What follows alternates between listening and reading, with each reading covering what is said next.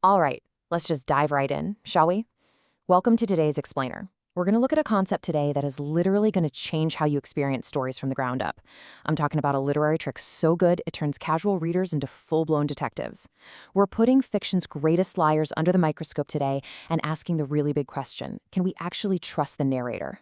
So, have you ever finished a book, closed the cover and just felt, well, completely betrayed?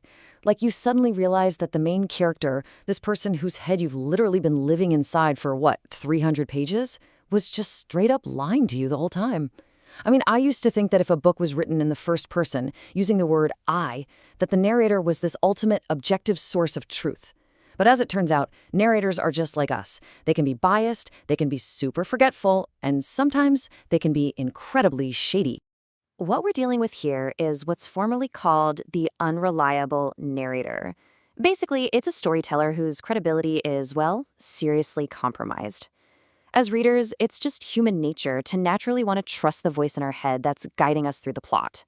But in literature, authors absolutely love to play mind games with us. They intentionally give us a narrator who skews the truth, warping the reality of the story right in front of our very eyes. So you gotta wonder, why do authors do this to us, right? Why not just tell the truth? Well, it's because it forces us to actually do the detective work.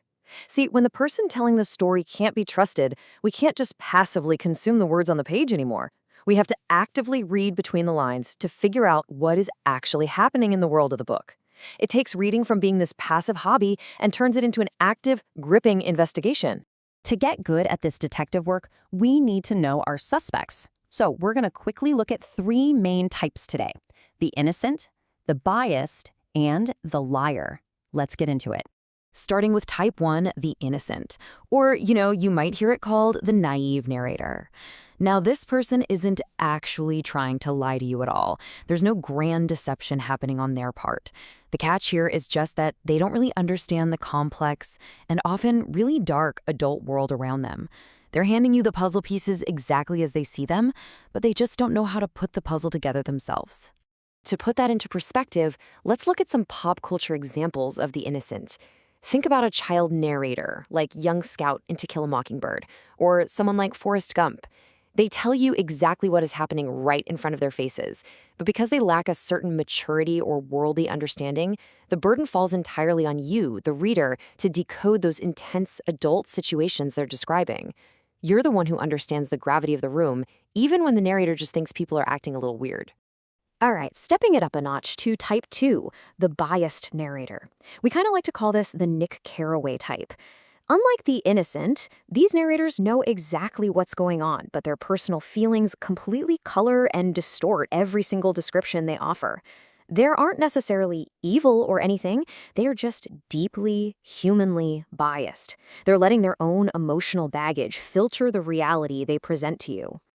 Take Nick Carraway in The Great Gatsby, for instance. He literally insists to the reader that he is, quote, one of the few honest people that I have ever known.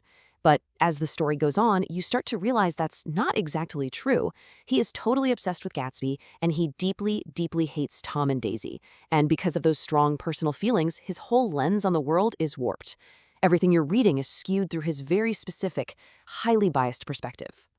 And wow, that brings us to the really juicy one. Type 3, the liar, the deliberate deceiver.